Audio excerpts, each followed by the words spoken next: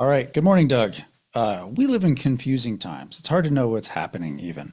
We're going to end the war in Russia, and yet, was it yesterday or the day before, there was a huge strike on, Russian ammo depots 600 kilometers deep into Russia. Had to have some support of the US, I imagine, to make something like that happen.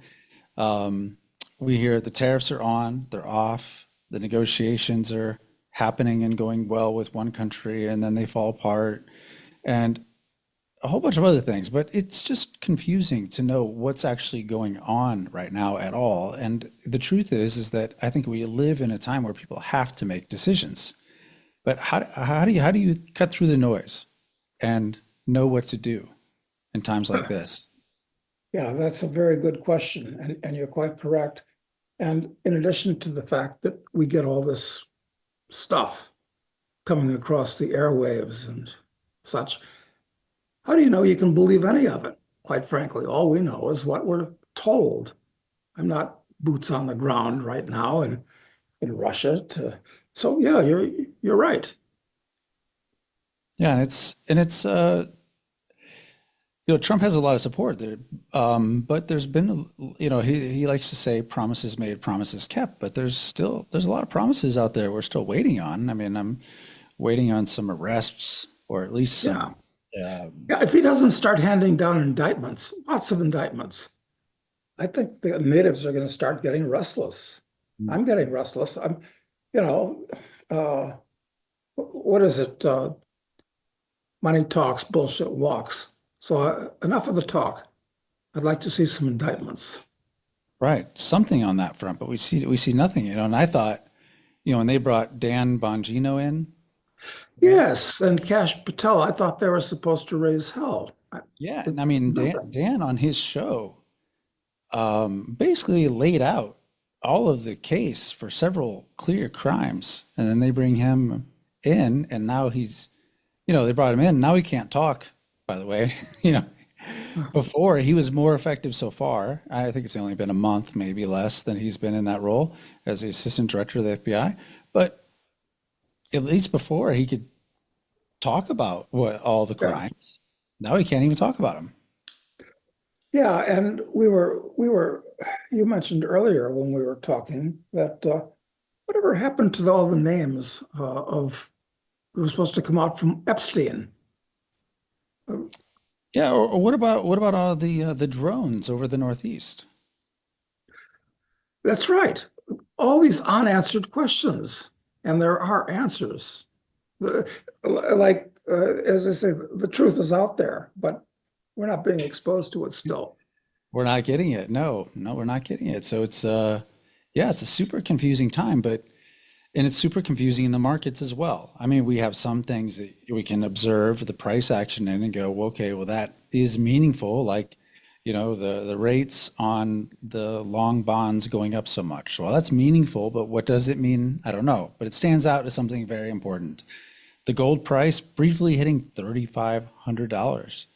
Yeah. That means something, but that's just another piece of information we're getting, and we still have to make sense of it. And, I think this is, if you believe in like the fourth turning, like that concept, like I do, that we're in an area of really a time of revolutionary change, probably all over the world. You have to make decisions, where you're going to invest, how you're going to spend your life, where your time, energy, and attention is spent.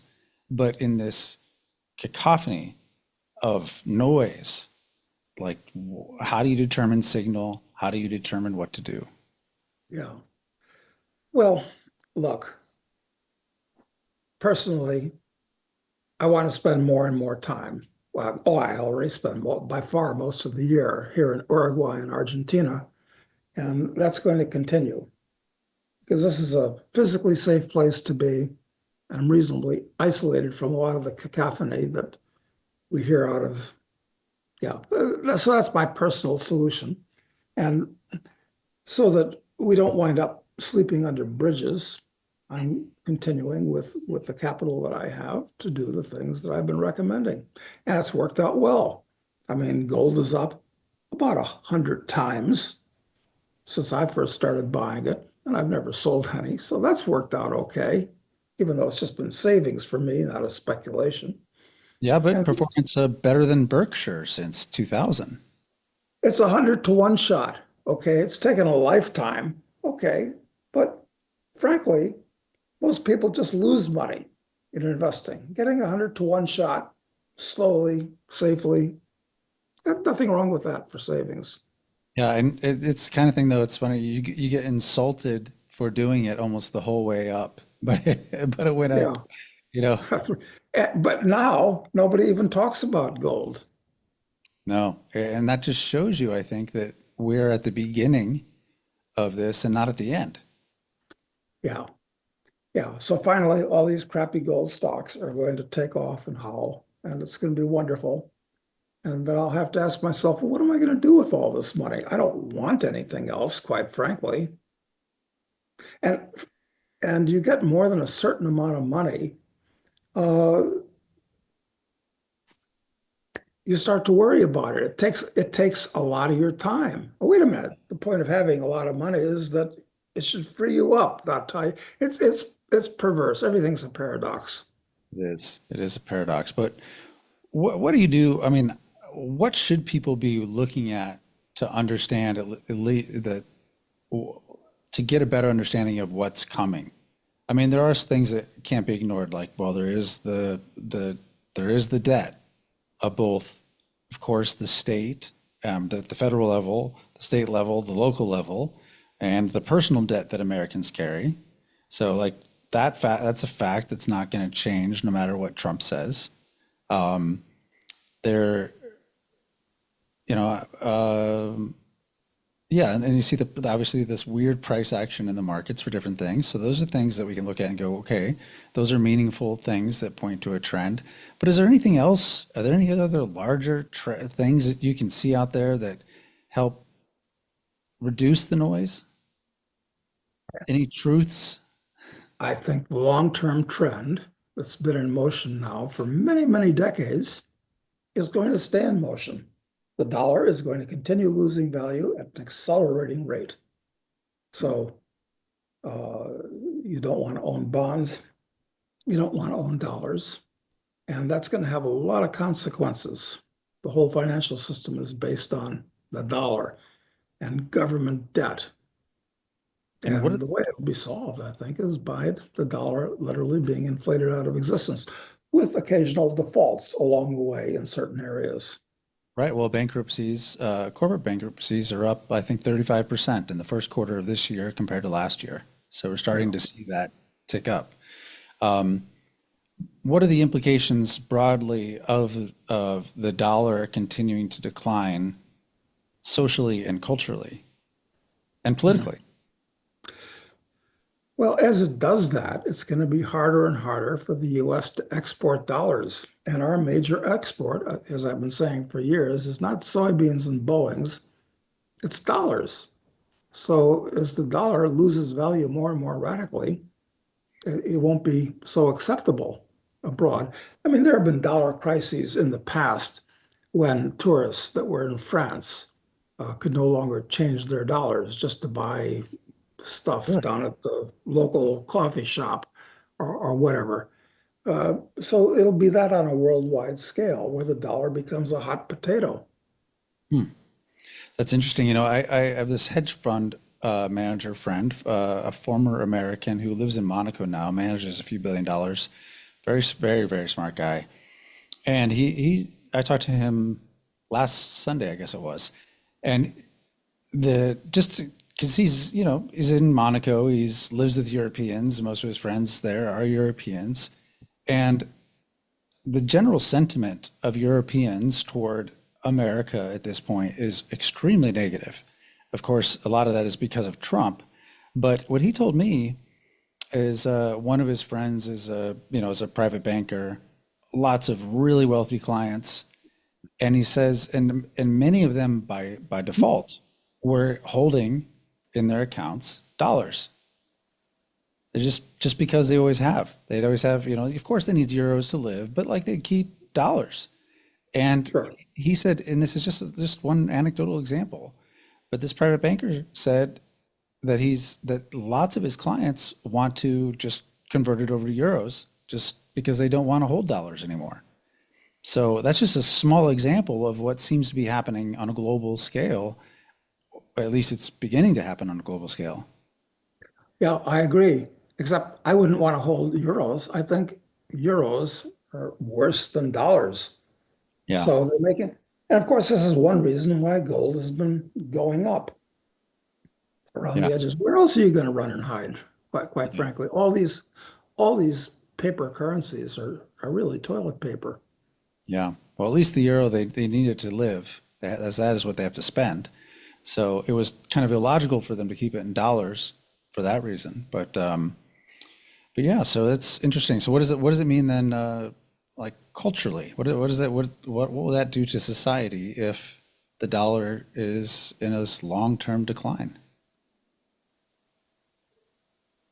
Most Americans, and in fact, most people around the world,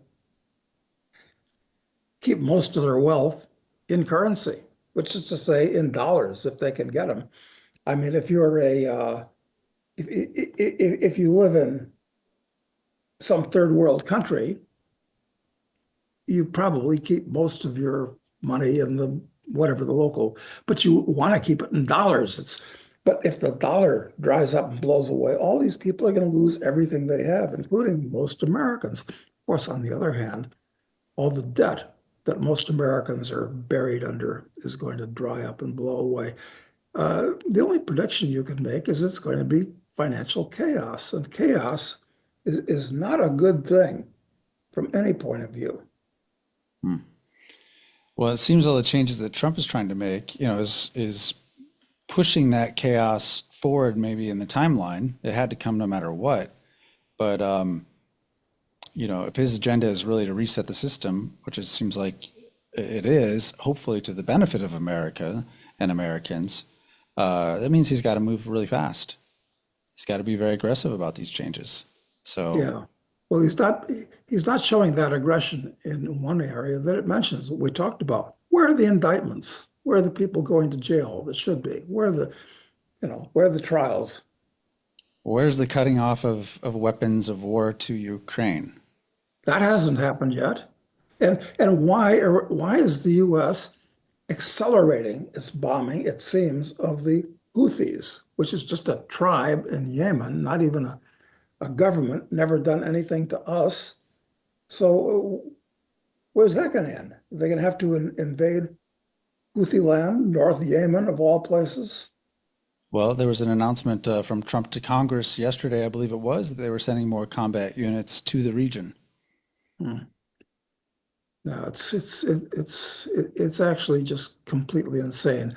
Anyway, I'm very happy to be down here in the Southern Cone, going back to Argentina on Saturday for a couple of weeks.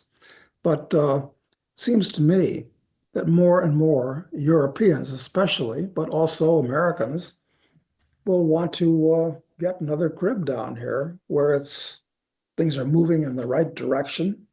It's quiet, it's safe, it's very desirable. Yeah, I It's a agree. it's a it's a it's a an overcast day here in Uruguay, but I'm sitting here in my parlor and it's very comfortable. I don't know if you can see my three Yeah. dogs Yep. running down there with, like 100 cows out in the far distance in my backyard. And this is very pleasant. It's low stress, unlike watching the news. Right. Yeah, watching the news or the markets for that matter at this stage. So, Yeah. okay. Well, let's talk about some things this day in history. There were some interesting things that you came up with that you read about you wanted to share. Yeah. Al Jazeera, it's one of the news sites that I go to because it's reasonable, it's well researched, well written. Al Jazeera may be one of my favorite places when I want to see what's going on in the world. And they pointed out that about 150 years ago, there was a phenomenon in San Francisco named The Emperor of America, his name was Joshua Norton. And I guess they wrote the article because he was a South African, and that's kind of appropriate since Elon is the co-emperor of America at this point.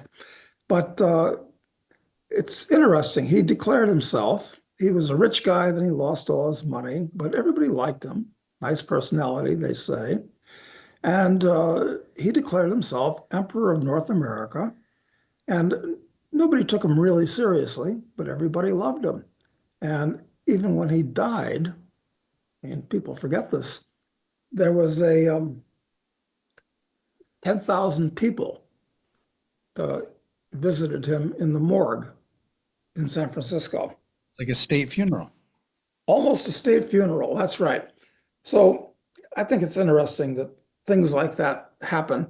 And to me, it kind of underlines the fact that the state is a fiction. And you can call yourself the Emperor of North America, and people kind of like that because they understand that the government itself is just a fiction, an evil and destructive fiction. Incidentally, for what it's worth, San Francisco is full of weird stuff, always has been. But there's a church of Discordianism in San Francisco, which I've been aware of for years since I'm really kind of a Discordian. After all, Eris, the goddess Eris, is the goddess of discord. Uh, Long story, names like Carrie Thornley and all that. They started this Church of Discordianism. And Joshua Norton is an official saint of the Church of Discordianism. So, That's uh, interesting. and I might say that's a good segue, since I mentioned the word saint, to talk about Pope Francis, uh, a very controversial pope. And a lot of people don't think about the fact that for 2,000 years, the Catholic Church has been anointing popes who are technically just the Bishop of Rome. And of course, he's dead now. Um, well, maybe he was dead. Who knows what the rumors are? But I Exactly. did see a picture. I presume it was real, but I don't know, of J.D. Vance that visited him the day before he kicked the bucket. Yeah, JD Vance is a recent Catholic convert, but apparently was able to get the last audience with the God's right-hand man on earth. And I don't understand what's going. I'd like to know more about JD because I just saw the other day that movie Hillbilly Elegy, uh, which I think was probably accurate since he was the executive producer of it. So it had to be accurate from his point of view anyway. Yep. And uh, obviously, he didn't grow up as a Catholic. So why did he join this cannibalistic death cult? I can say that, incidentally, having spent many years as a member of Holy Mother of the Church. But uh, it's especially strange in JD's position since he's married to a woman who's first generation over from India, who's a Christian. I don't know. Is Is she she? or is she still Hindu? Do I you know? thought she was still Hindu. Huh. Well, okay. So this is kind of strange.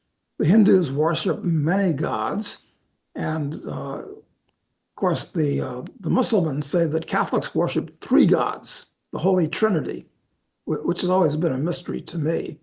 Uh, but so many things that the church says are mysteries to me, like they've come up with things like the Assumption of the Blessed Virgin Mary. Well, that's not in any of the scripture, but it's said that she was assumed into heaven for reasons that the theology makes sense of. The doctrine of original sin, which is actually worth a separate discussion, because this for thousands of years it's been a discussion of is there original sin, and if a baby is not baptized, will it burn in the fires of hell for eternity? I don't think they ever featured that eternity was actually trillions of years. That's a long time to burn in the fires of hell. I mean, this is Sure. bizarre. Especially if you've had children, you've ever held a little newborn baby, and you imagine that creature is damned from the get-go unless something is done to repair its soul. I don't know if the church has changed its opinion on that or not, but there's so many strange things about the church. Like, well, as I said, Joshua Norton, the Emperor of America, was a church of a saint of the Discordian religion. But what about saints generally? And it seems to me that they are a replacement for the many, many gods that the ancient Greeks and Romans had. Everything had a god. And these saints are the guardians of these things, and the saint, for everything. You got a saint for everything. It's kind of a continuation of these fine old pagan traditions in different form. That's an interesting observation. I hadn't thought of it like that, but it really is. I mean, the patron saint of travel, whoever that is, I mean, all of these I things think would. that's Saint Christopher. And when we were kids, they used to give us Saint Christopher pins and medals. Hmm. There was a there was a thing going on back in the 50s for Saint Christopher, God knows why. Hmm. So he was supposed to have carried the baby Jesus across a stream on his shoulder, but wait a minute, how could that happen? This stuff is all made up out of whole cloth, just like the Greek and Roman myths.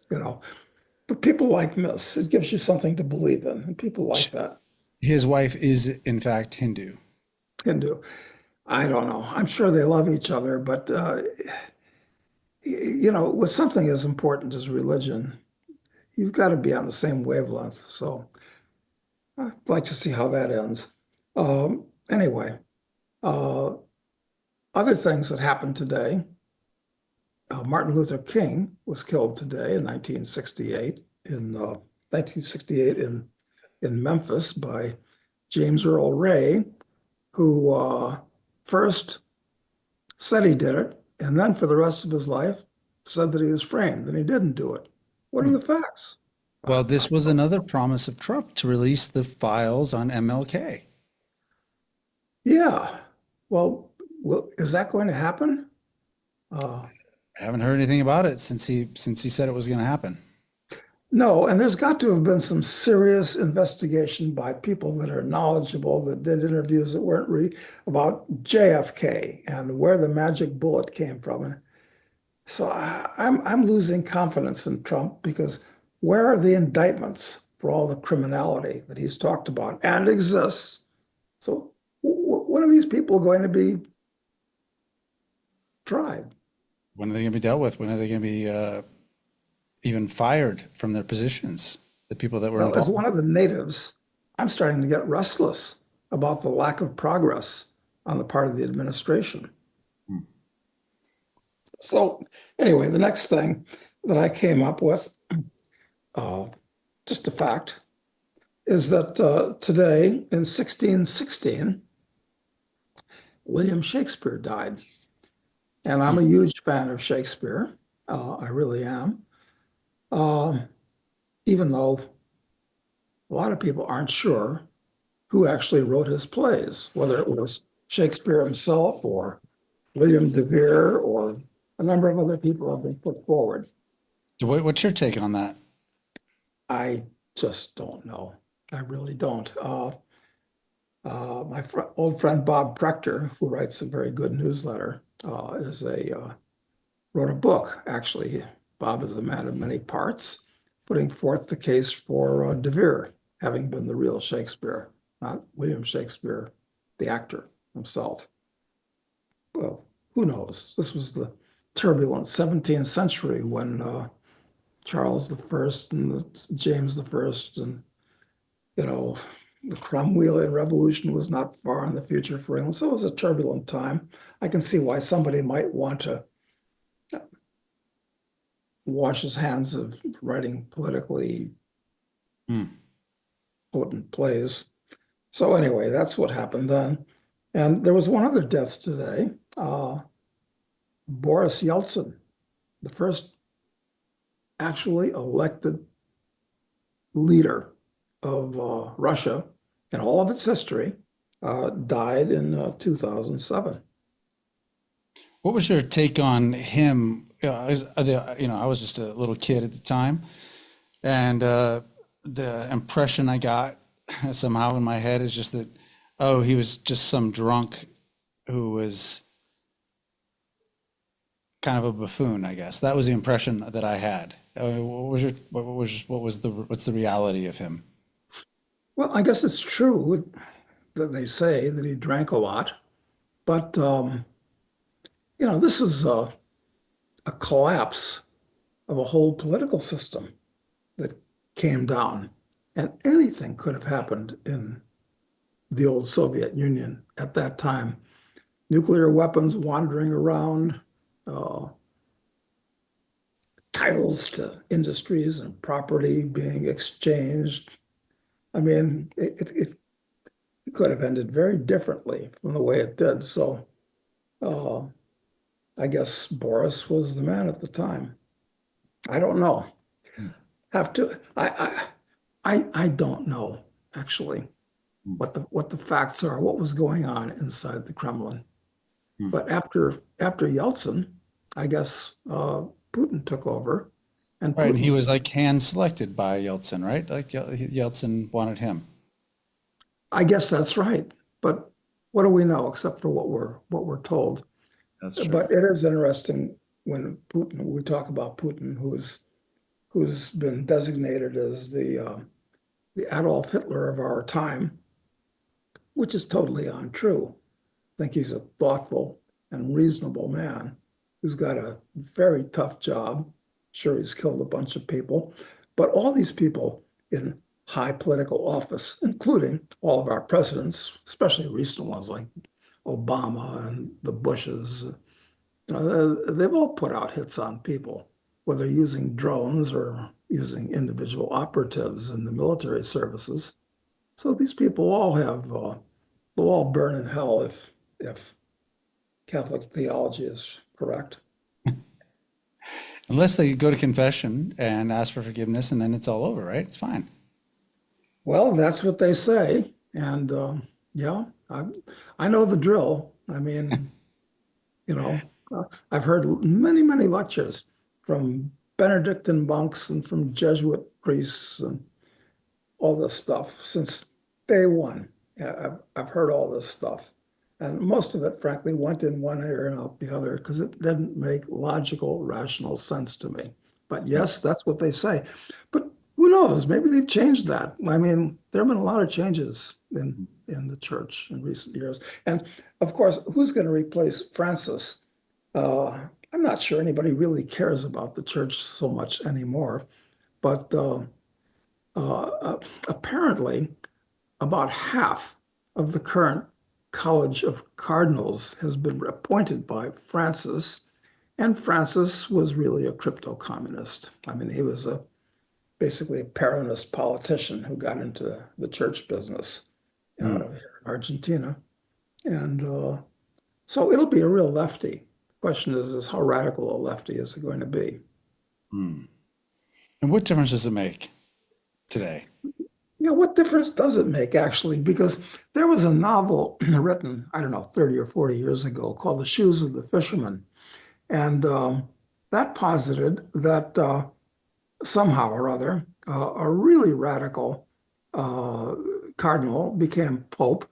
And he went back to the Gospels. Can't go back to St. Paul because St. Paul started his own religion, built on the corpse of Christ, Corpus Christi, as they say.